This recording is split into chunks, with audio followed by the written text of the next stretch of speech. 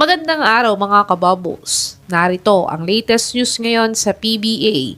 Coach Yeng Giao masayang nakagawa sila ng panibagong history sa PBA. Converge Fiverr Xers may bagong player na naman galing free agency. At Barangay Ginebra may bagong player na kukunin sa free agency.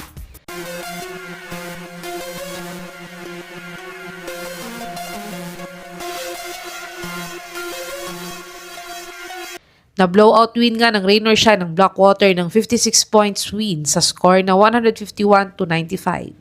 At ang best player ng larong ito ay si Andre Caracot na nagtala ng 22 points, 3 assists at 4 out of 6 siya sa 3 points area sa kanilang panalo.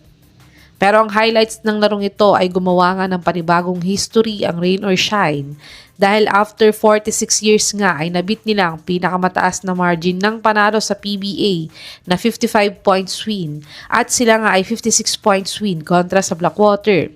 At sila pa nga ay may 4 wins at 0 loss ngayon sa PBA at bagong number 1 team ngayon sa PBA.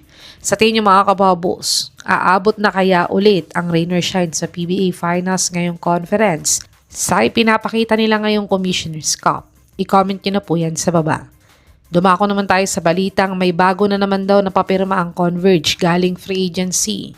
Ang Converge nga ay may 4-game losing streak ngayong conference. Ito ay dahil halos bago nga lahat ng players nila sa team dahil sa mga trade moves nila bago mag-umpisa ang Commissioner's Cup.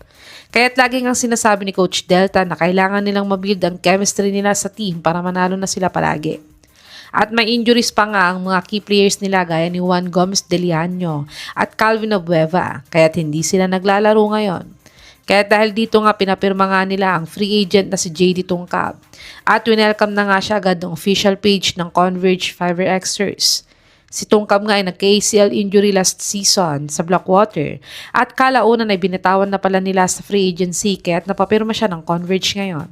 Si Tungkab ay nag-average ng 6 points, 2.7 rebounds, 2 assists, 1 steal, 22% 3-point shooter at 100% free throw shooter sa kanyang last PBA 49th Philippine Cup.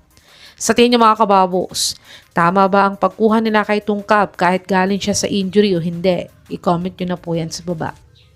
Tumungo naman tayo sa balitang may bagong player daw ang Barangay Ginebra. Ang Gin Kings nga ay nanalo sa last game nila kontra Converge. Pero ang bad news nga nila sa team nila ay out na nga daw buong season ng rising star nilang si Jason David dahil sa ACL injury. Kaya dahil dito nga ay naghahanap nga ang Ginebra ng ipapalit muna nila sa kanya pansamantala ngayong conference. Kaya ayon nga sa source na to ay sinusubukan na nga daw ng Barangay Ginebra kontakin siya ng mga auntie at balak nga nila siyang bigyan ng short-term contract kung magkakasundo sila. Pero wala pa naman daw sagot sa kanila dahil may mga kumakausap din daw kasi sa kanya ngayon ng mga MPBL teams. Sa tingin niyo mga kababos, okay ba na makuha ng Barangay Ginebra si Sean Manganti ngayong Commissioner's Cup? I-comment nyo na po yan sa baba.